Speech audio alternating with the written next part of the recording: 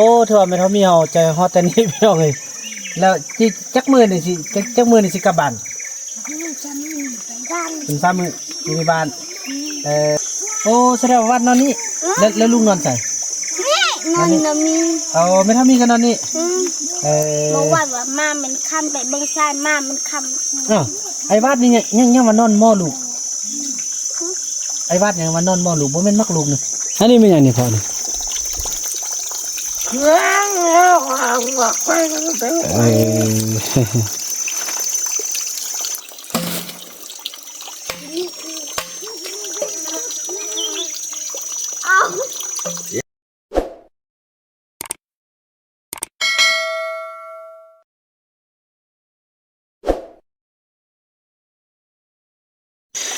สบายดีท่านผู้ชมเนาะถือว่าคลิปนี้ก็เป็นคลิปที่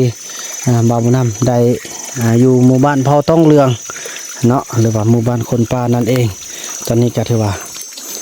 คลิปอีพีที่แล้วก็กินข้าวกินน้ำน้องข้าเจ้าแล้วก็สิเก็บรายละเอียดทุกอย่างที่ว่าอยู่น้องข้าเจ้าจังซี่แหละอันนี้เห็นยังพอตักน้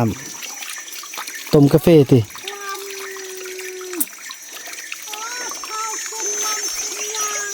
ใส่อันนี้ต้มกาแฟก็ต้มกินกับไอ้โอ้สบายเนาะน้ำนี่ยอดมาพี่เนาะง่ายเนาะง่ายพอแปลงบัตรปุ้นมาโอ้เก่งอันนี้เป็นอย่างนี้พอมีหินเถาะยองกูสิแล้วยองซื่อๆมีหินอันนึงพอรับพระมีหินอ่อนพอปะไว้นี่บ่เห็นคนละก้างเขาเอาไปใส่ชีวิตนอนนี้ได้พี่น้องเลย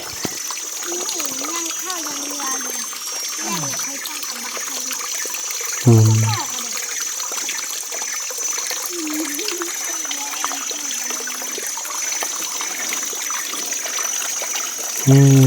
พี่น้องเลยสิ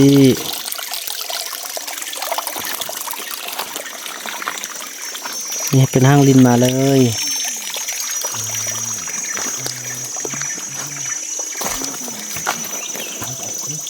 โธ่ไม่เท่ามีเฮาพี่น้องมันนี่ลมไม่เท่ามีว่าเพิ่นอยากเป็นจังไดเนาะเขาไอ้ย่งบางเทื่อก็สิมาแหละมันก็ต้องนำมาแหละมันนี่ว่าสิมาแล้วบ่ทันตื่นเทื่อว่าซั่น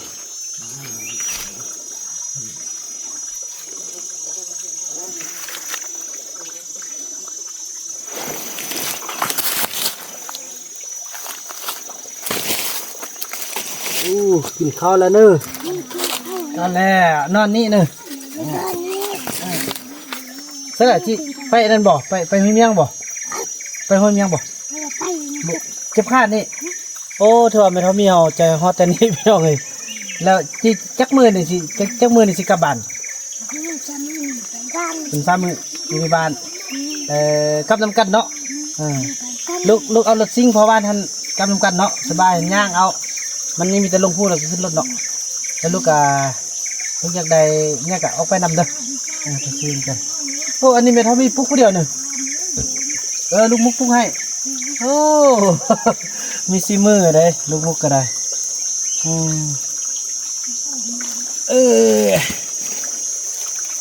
เขาเป็นเพื่อนแท้จริงอันนี้มันบักวาดไปนี่มันนี่ไปเมื่อเช้านี่ทุกไปที่เศร้าเพราะว่าบริยุทธาเขาบอกว่ายุทธาบริยุทธาไปเลยโอ้แสดงว่าวันนอนนี่แล้วลุงนอนใส่นอนนมีไม่ทำมีกันนอนนี่เมื่อวานว่ามามันคำไปเบิ่งซ้ายมามันคำไอ้วาดนี่ยังมานอนหม้อลูกไอ้วาดยังมานอนหม้อลูกบ่แม่นมักลูกนี่บ่มักแต่ว่าลูกไปตั้งเฮือนอยู่แซ่แล้วก็มันอีวาดมันนอนน้ำหม้อหันแล้วมีแต่ชุดนี้นี่แล้วบ้าห้างพุ่นแปลงไฟชินาพุ่นบักว่าหักเฮ็ดเงินนึงเขาหักเฮ็ดเงินนึงเขาหักเฮ็ดเงินนึงบ้าเอกหักเฮ็ดเงินนึงไรห้างเขาเฮ็ดเหมือนเงินกว้างแม่เฮ็ดบักกว้างแหะกว้างว่าไอ้บ้านนอนนี่นอนคันฝนตกเลยแสดงบ่มีอันมุงบ่มีอันมุงบ่แม่นลิฟต์เข้าไปนอนน้ำลุงเลยตีกันฝนตกบ่ เ พออันพุ่นตก อันพุ่นตกเขาก็ไปฟันเอาตรงกล้วยหั่นขอสิเสียบมุงฮะ นั่นนั้นเนาะ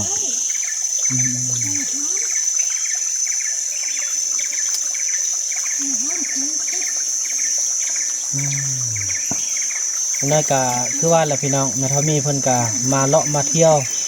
เพิ่นก็บ่ได้ไปต่อเพิ่นก็สิฮอดนี่เพิ่นก็สิกลับพี่น้องก็ดีละเพราะว่าจังซั่นเฮาก็จะได้เยอะละท่าจนเพิ่นอยากกลับพุ่นแหละเพิ่นอยากกลับมื้อใดก็จึงให้เพิ่นกลับเอาฮู้ทางกลับแน่นึง มาจะไม่เชื่อมานอนหันมีมดมาอยู่นี่ กินลมมีหมด ก็ได้จับมือเลยที่ได้ขึ้นมันซ้ำคืนอันนี้ไปนอนนี้นอนนุ่มหันแล้วมานอนนี้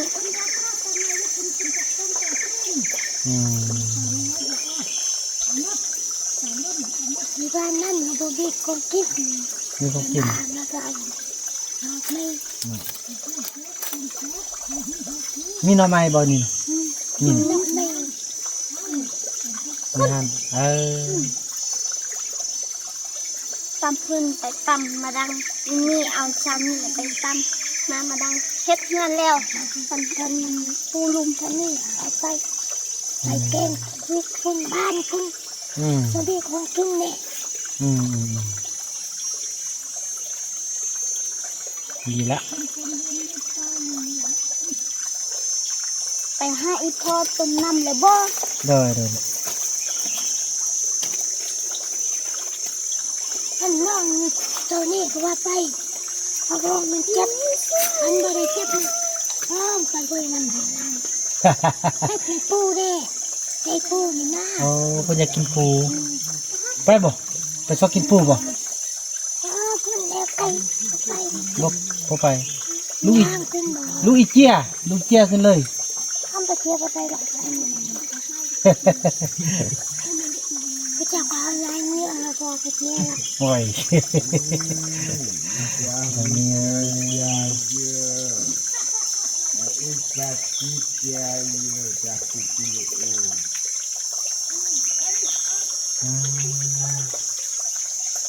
กินในนั้น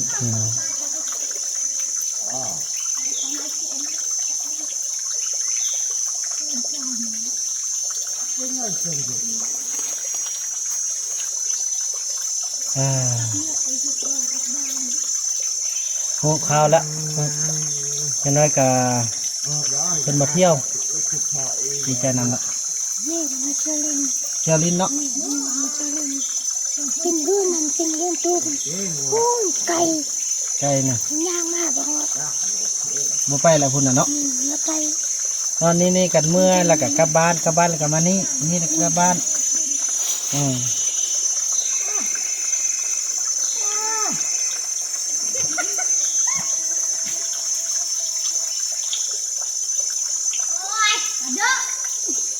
บ่ได้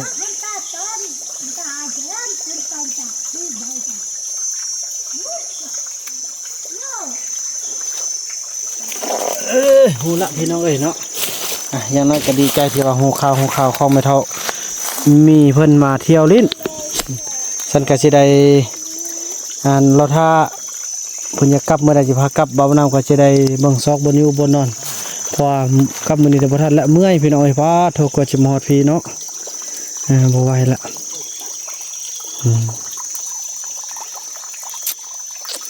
นี่ก็หัวเขาเจ้าอยู่นี่แล้วก็ดีใจแล้วเด้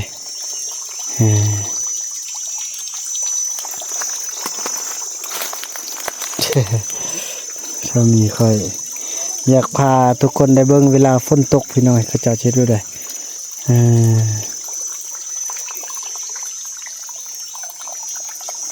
เขาลืมเขาเจ้าเห็นนั่งลง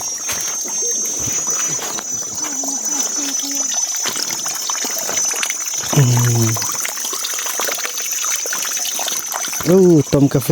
นะต้มกาแฟซุปก๊อกแบบนี้เลย ก็มองแซนตูจะอักอยากจักกูหนาหมด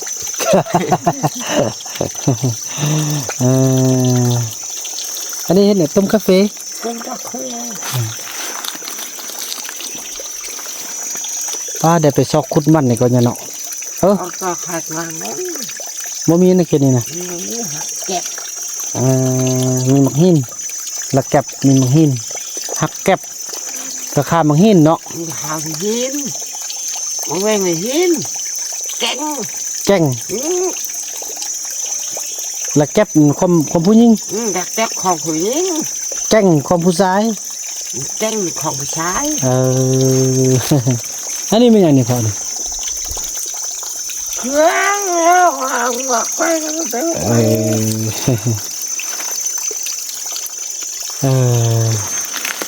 อันนี้มันพูดอะไรขุดน้องมกขุดโอ้ขุดกินเลย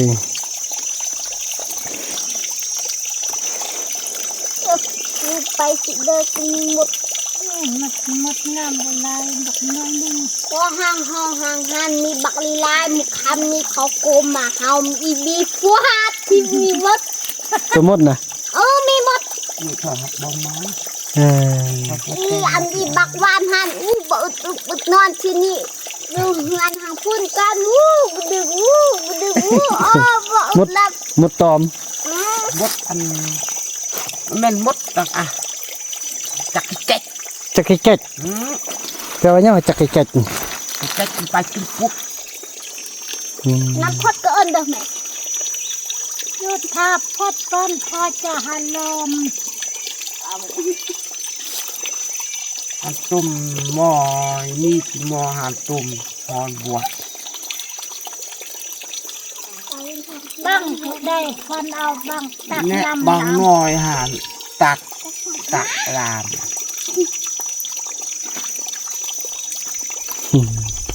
ตัวยังไงล่ะเอาไฟไปตักเอาบังมาใส่วะ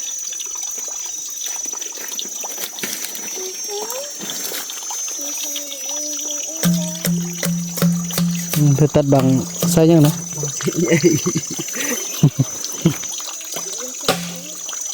ถ้าบอกเข้าถ้าอยากเข้านี่คือเอา ยามบดตัดผ้าบกคอยยามตัด ถ้าบอกเข้าอันนึงกับเท่าแต่ขั้นนึงยังใจ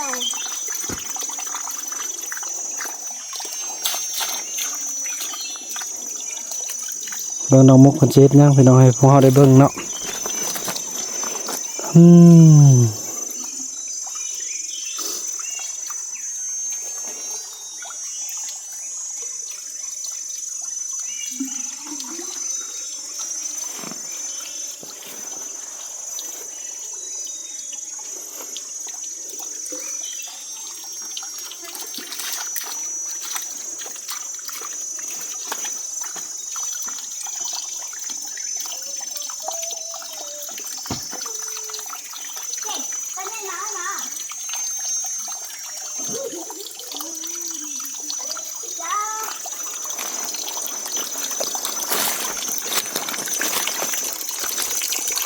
เรามีต้มน้ำละ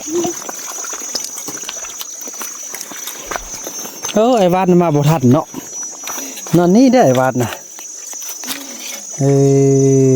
ตักวัดมันตัดหัวโลหัวโฟก เดี๋ยวนี้นะ เดี๋ยวนี้ตัดหัวโฟกมัดปุ่นตัดหัวปอก บ่รอแล้ว อันนี้เฮือนน้องมุกเด้อพี่น้องซีมือเขาน้องมุกปลูกเองอันนี้นะไม่เท่ามีเอามาอยู่นำน้องมุกเนาะนี่วิชาการอยู่กับใดก็เป็นกับนั่นแท้ๆพี่น้องเอ้ยอนาคตเขาเอ้ย